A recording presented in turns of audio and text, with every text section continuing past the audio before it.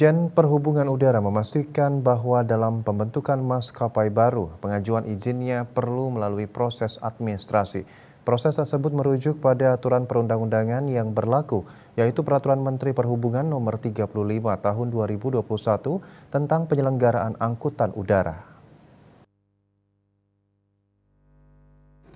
Direktur Jenderal Perhubungan Udara M. Kristi Endah Murni sebagaimana dikutip dari kantor berita Antara menjelaskan, selanjutnya terdapat 5 tahap prosedur penerbitan Sertifikat Operasi Angkutan Udara (AOC) yang terdiri atas tahap permohonan resmi, tahap evaluasi dokumen untuk pemenuhan regulasi, tahap inspeksi dan demonstrasi, dan tahap sertifikasi.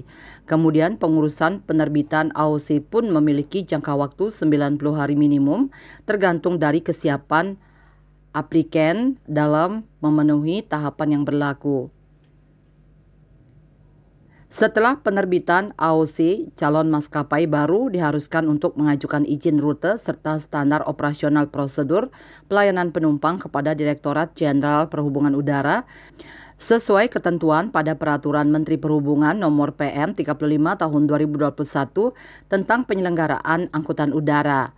Ketentuan terkait dengan penyampaian SOP pelayanan kepada pengguna jasa juga harus sesuai ketentuan pada Peraturan Menteri Perhubungan Nomor PM 30 Tahun 2021 tentang standar pelayanan minimal penumpang angkutan udara.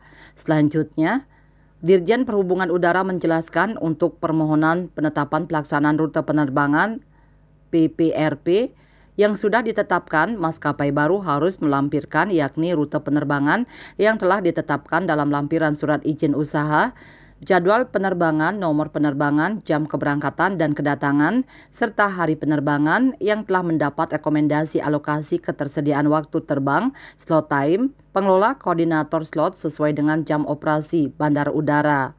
KMB Bali Pos melaporkan.